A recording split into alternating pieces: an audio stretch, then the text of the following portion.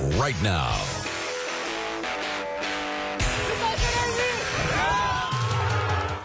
Welcome back, everyone, to Week 9 of Varsity Blitz. I'm Sam Kirk. And I'm Paul Vizzello. We've got a stacked show for you tonight. 9 games, including some huge matchups. That's right, Paul. The last 2 weeks, we've kicked things off with the Holtville Vikings, and we're doing it once again. That's right. Holtville's becoming the team to beat in the Imperial Valley League after taking down Central last week. Exactly, Paul. But tonight, they'll have to face Brawley's tough defense. The Wildcats are allowing less than 24 points per game, so it'll be a real test for Holtville's explosive offense. Let's take you over again to Burger Field for this matchup. There's Holtville, the potential front runners for the IVL crown at this point here in the season, taking on a hot Brawley team who's pulled off a couple upsets in the last few weeks. Bert Esposito and company wanting another one. Early on, Brawley up 7-0. Alonzo Cuevas drops back and fires, but it's knocked down by Brawley's Keith Sanchez. But he gets a PI call there, so it looks like the Vikings are going to be able to set up shop inside that Wildcat 2-yard line. That's where they give it to their Player of the Year candidate, Mr. Enrique Armas, who powers through for the run and dominates a couple Cats there. As you see, Brawley here having to punt after that, but then able to stop Armas, holding him to a 3-yard gain. Let's move along again to that next offensive snap where Cuevas goes, we can't run it, but we'll throw it instead. This time hitting his receiver deep with Kai Estrada hauling that one in for the score. Hopeful actually misses the extra point. Still down 7-6, but it didn't matter as they took it to him in the second half, scoring 36 points unanswered, winning 36-7, now sitting at 8-1.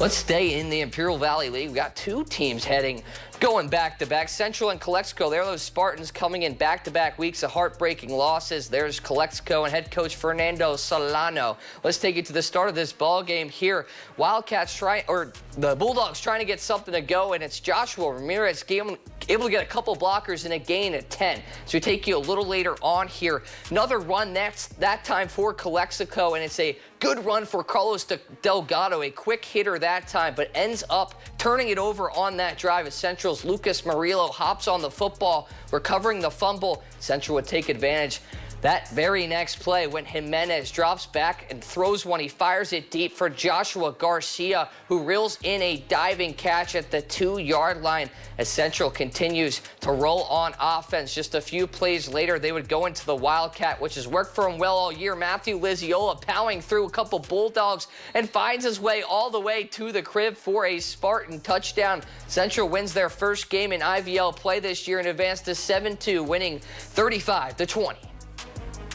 And over to Veterans Field, the Calipatria Hornets, riding a 4-game win streak, played host to Palo Verde Yellow Jackets. Palo Verde got the ball to start and face an early 4th down, but it's Christian Richards refusing to go down, and he keeps moving to reset the chains. The drive would stall shortly thereafter, however. Calipatria now on offense, and they toss the ball to the outside. But wait, there's more. Ozzy Lopez drops back to pass and finds a wide-open Justin Aguinez for a big gain on the trickery. But as the 43rd President of the United States once mistakenly said, fool me once, shame on you. Fool me, can't get fooled again. It's Aiden Walker with an interception on the play-action pass. Now it's the Yellow Jackets rolling with momentum and deciding to air it out. Jaden Lorero connects with Darius Scott, who turns upfield for a full-on sprint but flirts around and finds out with the sideline. Still managing a massive chunk on the play for Palo Verde. The Yellow Jackets control the scoreboard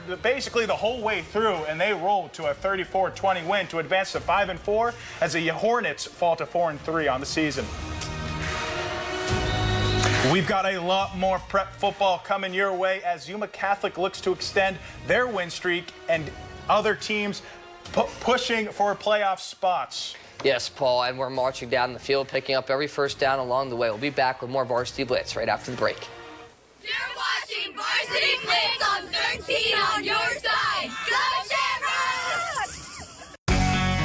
It's Trucktober at your Toyota dealer.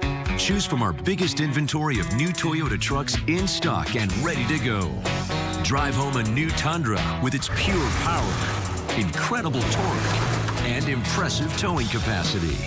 And now get a low 2.99 APR for 72 months on a new Tundra or Tundra Hybrid, or choose $1,000 customer cash. We make it easy. Toyota, let's go places. Water, nature's ultimate cleaner. We drink it, we bathe in it. Think water, think steam, think clean. Now harness the power of water with the H2O X5 5-in-1 steam cleaning system. I'm so impressed with the X5. It's an all-in-one product. I can use it throughout my entire house. It's cleaning, it's sanitizing. There's no chemicals in it. It's just steam. This is unbelievable. There is no more odor. 5 minutes, I'm done. Look at that, it's amazing. If you're ready to step into an effective, economical, and eco-safe world of cleaning, look no further than the H2O X5. Using just the power of superheated water, the X5 Super Hot Steam cleans and kills up to 99% of germs, viruses, and bacteria. You could spend over $500 to purchase the products that the X5 5-in-1 Miracle replaces. But through this special TV offer, you won't spend $400, $300, or even $200. Order your H2O X5 steam cleaning system, a $500 value, for just 4 easy payments of $43. You'll get the X5 steam mop with microfiber pad, the carpet glider, the handheld scrubber, the window glass and mirror attachment, and the garment and upholstery bonnet. It's a complete 10-piece system, all this for just 4 easy payments of $43. But it gets even better. Order now and we'll upgrade your X5 package. We'll add a 6th mode with a dusting and polishing wand. Valued at over $30, this extra bonus attachment makes your H2O X5 the H2O X6. That means your 10-piece system becomes a 12-piece system at no extra cost to you. If after 30 days you're not absolutely delighted, send it back for a full refund of the purchase price. Don't wait. Now's your chance to own the X5 for just 4 easy payments, and we'll make the first payment for you. You get the X5 incredible 5-in-1 lightweight, powerful 12-piece steam cleaning system, a $500 value, all for just 3 easy payments of $43. This offer can't last forever, so call or click right now.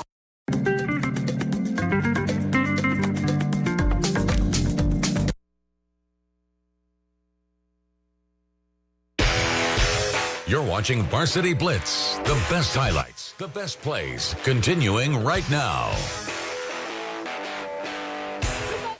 Welcome back to Week 9 of Varsity Blitz. I'm Sam Kirk, and to my left is Mr. Paul Vizella.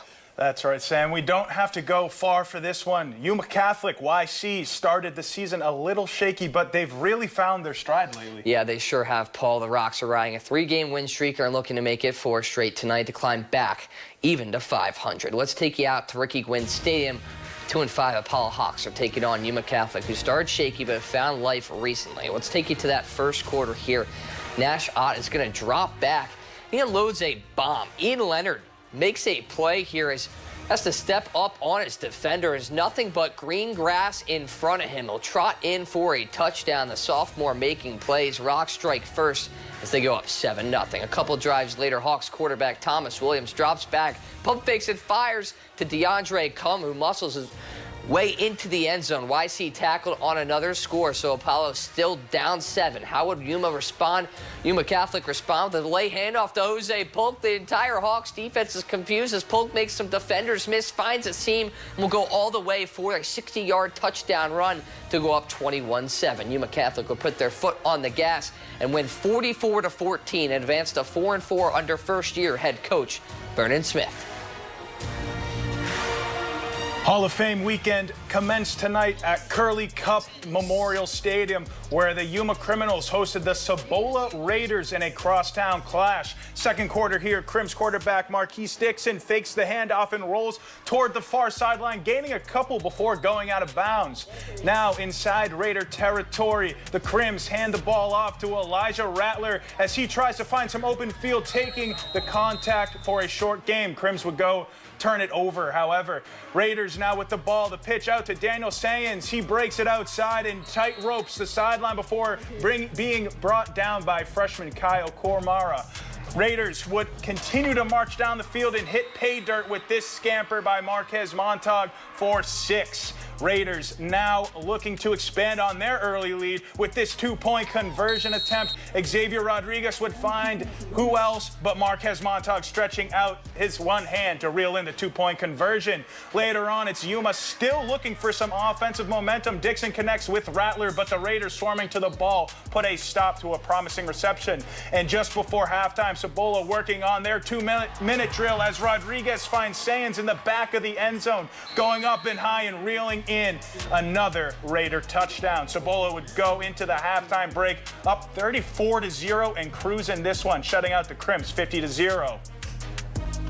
Yep, let's pivot to Yuma County for some football, more football. Warrior Field, where San Pasquale hosted head coach Alan Ferguson, the Highland prepped West Hornets. We'll pick this one up in the first quarter. Hornets up 7 already. Alfred Cornejo collects snap, hands it off to Isaiah Martinez, who's hands it off to Alex Acuna.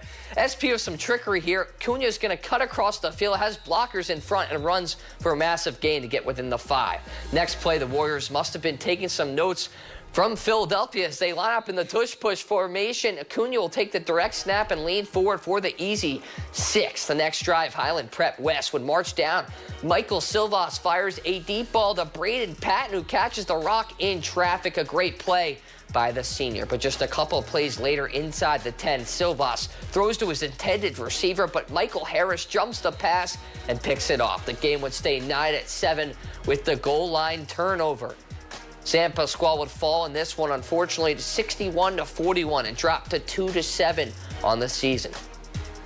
To Toros Field we go, where the Somerton Toros look for that illustrious first win of the season against the Gila Ridge Hawks, who have been on a roll all season. On the opening kickoff of the game, Hawks kick returner Kanai Hongo fields the kick and follows his blockers as he goes east to west, untouched before stiff-arming a defender right here. Get a whiff of that, and he scores a touchdown. Hawks up 7-0 right off rip. Toros looking to get back on the board as the snap is caught by running back Jose Polino, who spins out of a tackle, jukes a defender, and fights for positive yards. Next play, punter Diego Felix with a nice punt as the Hawks returner Drake Phillips lets it roll before picking it up and going upfield, weaving his way through Somerton's punt team with blockers in front of him. He bursts up the field, going untouched before he is eventually tripped up while he extends at the goal line for another 6 points.